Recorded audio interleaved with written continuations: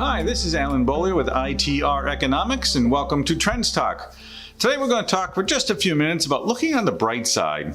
It seemed to me lately that there's been a lot of negative things, a lot of negative talk as we're out on the road. All of us speakers, we hear questions, concerns, worries.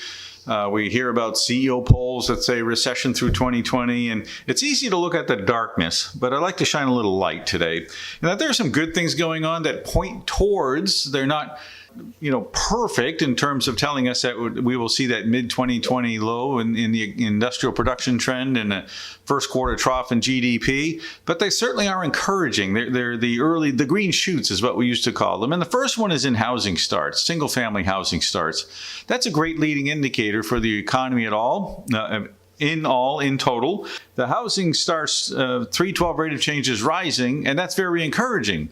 And we think it's going to continue to rise. We think that housing is headed towards a cyclical trough in the 1212 and more rise in the 12-month moving total because the National Association of Home Builders 312 rate of change is rising off of a January 19 low. That's very good. The pending home sales 1212 rate of change is rising off of a March 2019 low. That's great news. And single-family permits, which lead starts, has been rising on a 12-12 basis since March 2019. I look at that and I get kind of encouraged about the future of housing and by extension then the future of the economy.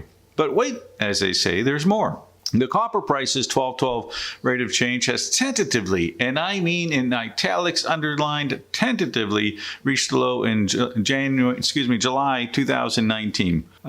That's great news. That is a good sign for B2B activity. That's a leading indicator for non-defense capital goods new orders.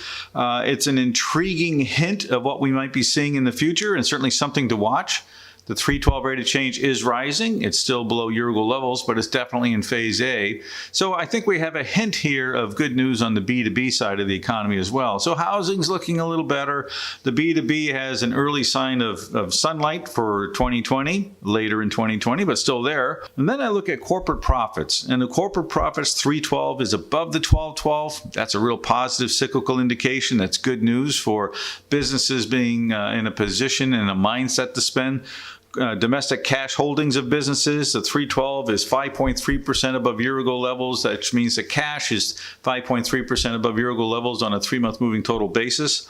312 is above the 1212. The 3-month moving average is rising. I mean, it's all good. And think about it now. When businesses are seeing some profit strength, they're seeing more cash in their bank account, that means you're going to find CFOs and CEOs starting to say yes as they come across different propositions, as they think about what they need to do to modernize, what they need to do to get ready to be busier in the future or to integrate new technologies. If you're a B2B seller, that certainly is good news. And I think you're going to find that it frees up a mindset as they free up their cash for other people to invest. And the next thing you know, we have a good old-fashioned recovery in place beginning in the relative near term towards the middle of 2020, then it's going to extend through 2020 into 21.